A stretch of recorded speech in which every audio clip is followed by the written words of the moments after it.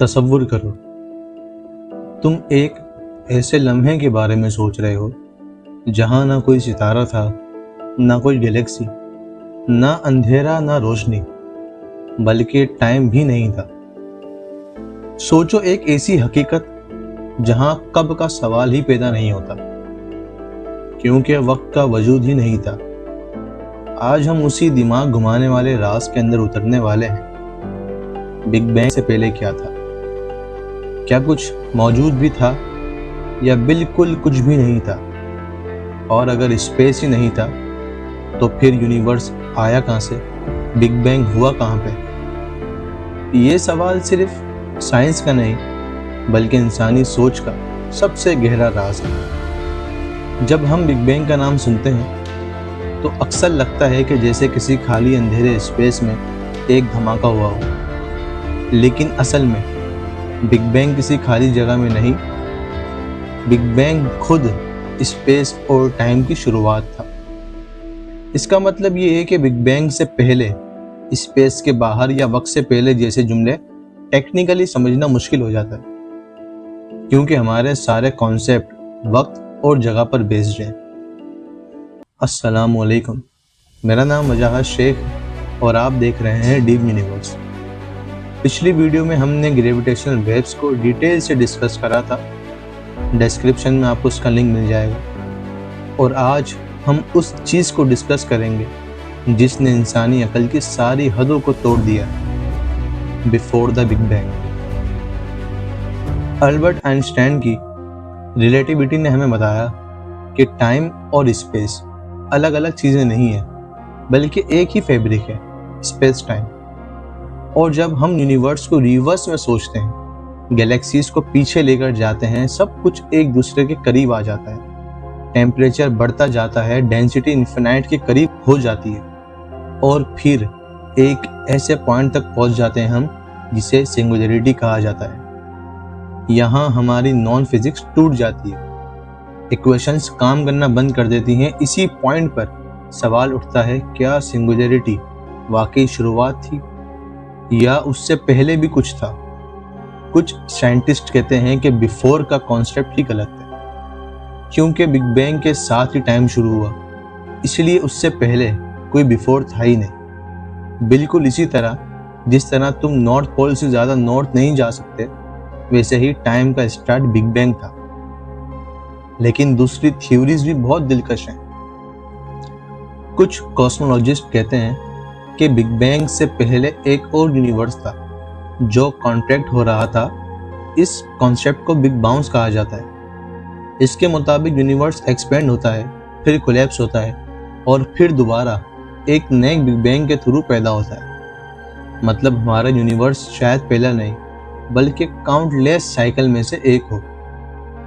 सोचो एक endless cosmic heartbeat, expand, collapse, पैदाइश। कुछ और थ्योरीज क्वांटम फिजिक्स की तरफ इशारा करती हैं। क्वांटम वैक्यूम को अक्सर लोग नथिंग समझते हैं, लेकिन साइंस के मुताबिक वैक्यूम भी बिल्कुल खाली नहीं होता। वहाँ माइक्रोस्कोपिक क्वांटम फ्लक्चुएशन होती रहती हैं, जहाँ पार्टिकल्स एक सेकंड के बिलियन हिस्सों के लिए अपेयर और डिसअपेयर करते रहते हैं। कुछ साइंटिस्ट का कहना है कि शायद इसी क्वांटम वैक्यूम से यूनिवर्स स्पॉन्टेनियसली क्रिएट हो। मतलब जाहिर तौर पर कुछ भी नहीं था, लेकिन उस नथिंग के अंदर फिजिक्स के लॉस और क्वांटम एनर्जी मौजूद थी। इस थ्योरी के मुताबिक यूनिवर्स एक क्वांटम फ्लक्चुएशन का रिजल्ट हो सकता है। एक और mind bending idea multiverse theory है। इसके मुताबिक हमारा यूनिवर्स सिर्फ एक बबल है और काउंटलेस यूनिवर्स और भी हो सकते हैं, हर एक के अपने लॉस ऑफ फिजिक्स, अपनी डायमेंशंस और अपनी रियलिटीज। हमारा बिग बैंग शायद किसी और हायर डायमेंशन रियलिटी में से एक हो। स्ट्रिंग थ्योरी के कुछ मॉडल्स कहते हैं कि दो जायंट्स ब्रेन्स हायर डायमेंशन में कोलाइड हुए और उस कोलिजन से हमारा यूनिवर्स पैदा हुआ। सोचो पूरा यूनिवर्स किसी और डायमेंशन के कोलिजन का साइड इफेक्ट हो। लेकिन फिर सबसे बड़ा फिलोसॉफिकल सवाल उठता है, अगर बिग बैंग से पहले टाइम ही नहीं था तो पहले के बारे में पूछना क्या मायने रखता है? दरअसल हमारी जुबान और सोच दोनों वक्त के कॉन्सेप्ट पर डिपेंड करते हैं। हम हर चीज को पास्ट, प्रेजेंट, फ्यूचर में देखते हैं, लेकिन यूनिवर्स की बिगिनिंग पर शायद ये कैटेगरीज फेल हो जाती हैं। वहाँ ना सेकंड्स थे, ना मिनट्स, ना साल, ना फासले, ना डायरेक्शन, ना दाएं ना बाएं, ना ऊपर ना नीचे। सिर्फ एक नाकाबिल फहम रियासत, जहाँ से रियलिटी खुद उभरना शुरू हुई। और फिर एक लम्हा आया, प्लैंक टाइम, बिग बैंग के बाद का सबसे पहला measurable fraction of a second, जहां यूनिवर्स अनइमेजिनेबली हॉट और डेंस था। उसके बाद इन्फ्लेशन हुई। एक इंस्टेंट में यूनिवर्स स्पीड ऑफ लाइट से भी ज्यादा रेट पर एक्सपेंड हुआ।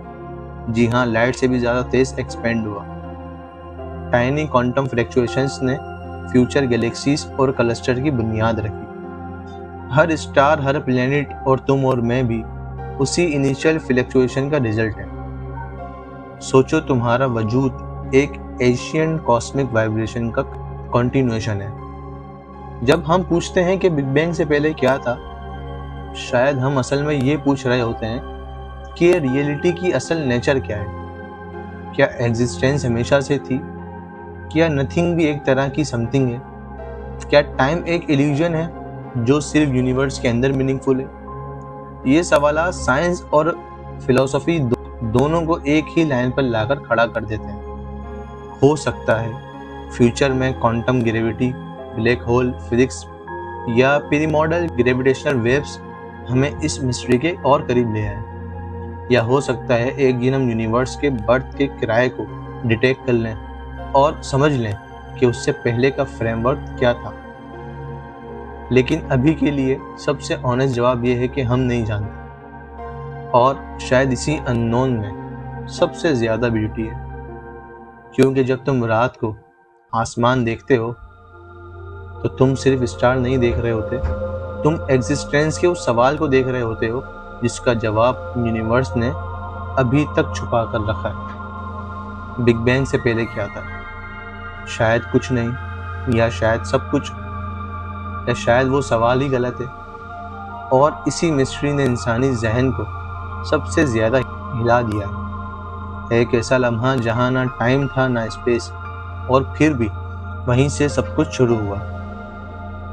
उम्मीद करता हूं कि आपको ये इन्फॉर्मेशन पसंद आई होगी, और अगर इस इन्फॉर्मेशन से कुछ नया जानने को, सीखने को मिला हो तो वीडियो को लाइक करें, और यूनिवर्स के राजों से पर्दा उठाने के लिए सब्सक्राइब करें डीप यूनिवर्स को।